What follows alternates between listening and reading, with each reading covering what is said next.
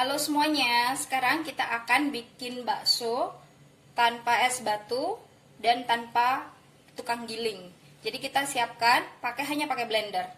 Nah, bahan-bahannya daging sapi yang udah digiling ya, udah dicincang itu 100 gram, tepung tapioka mereknya Sagu Pak Tani 11 gram, kemudian putih telur 4 gram, dan bumbu pelengkap. Bumbu pelengkapnya ada bawang merah yang udah digoreng secukupnya, kemudian ada lada bubuk, bawang putih bubuk, terus ini ada baking powder dan ada garam secukupnya. Baking powder ya, bukan baking soda.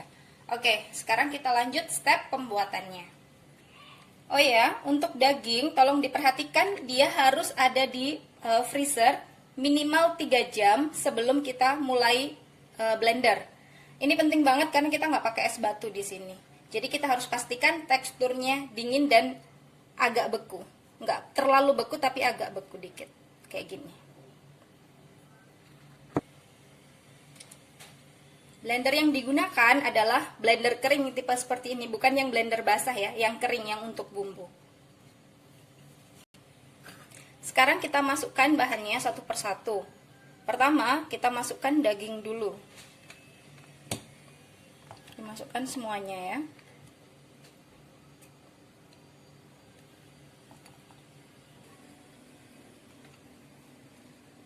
Pastikan jangan banyak, jangan terlalu banyak sampai bikin blendernya penuh. Kemudian setelah itu kita masukkan tepung tapioka atau tepung sagu.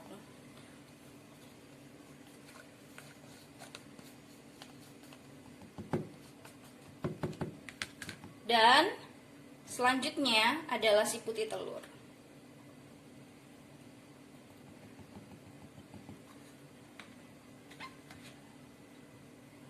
Setelah itu kita masukkan bumbu pelengkap.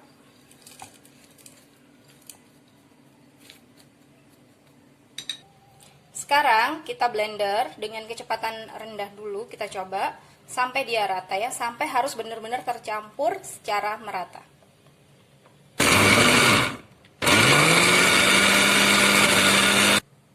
Nah, kelemahan yang pakai blender adalah mesin adukannya kurang bagus ya. Jadi, yang harus kita lakukan sesekali kalau adonannya udah stuck, kita buka blendernya, kita aduk lagi.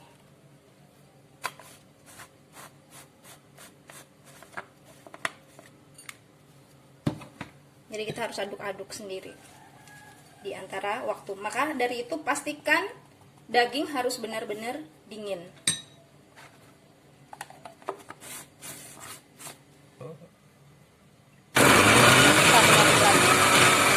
Ulangi terus sampai rata semuanya ya.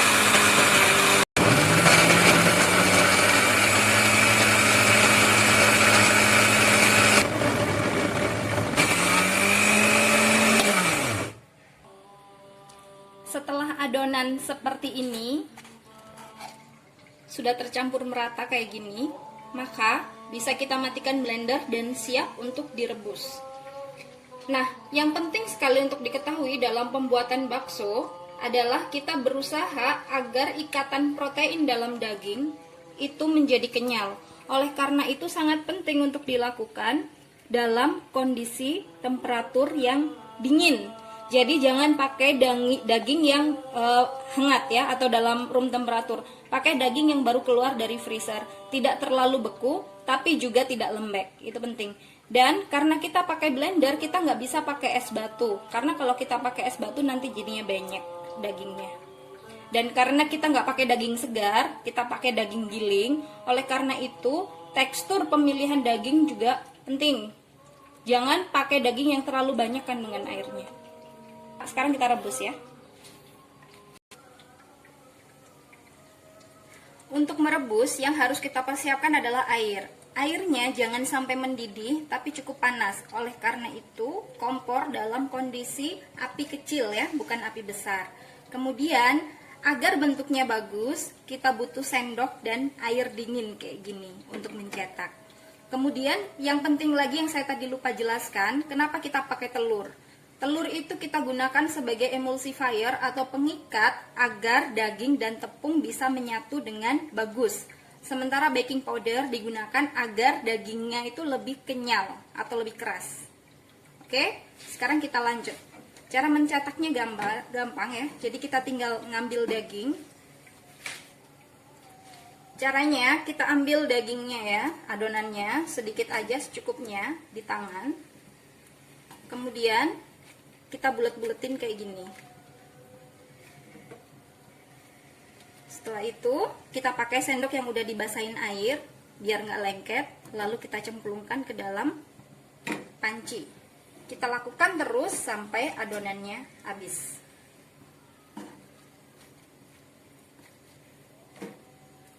Kita ulangi lagi kayak gitu.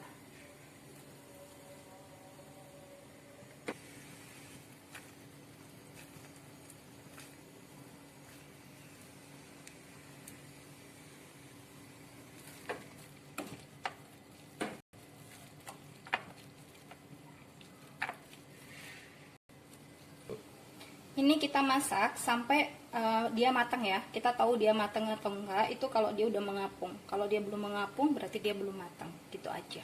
Jadi kalau udah selesai, tinggal kita angkat. Untuk kuahnya jangan dibuang, bisa ditambahin tulang-tulang, kaldu dan macam-macam, seledri segala macam. Jadi kuah bakso yang enak. Oke? Nah, yang ini sudah matang ya. Kita ambil beberapa, kita sajikan ke dalam mangkok.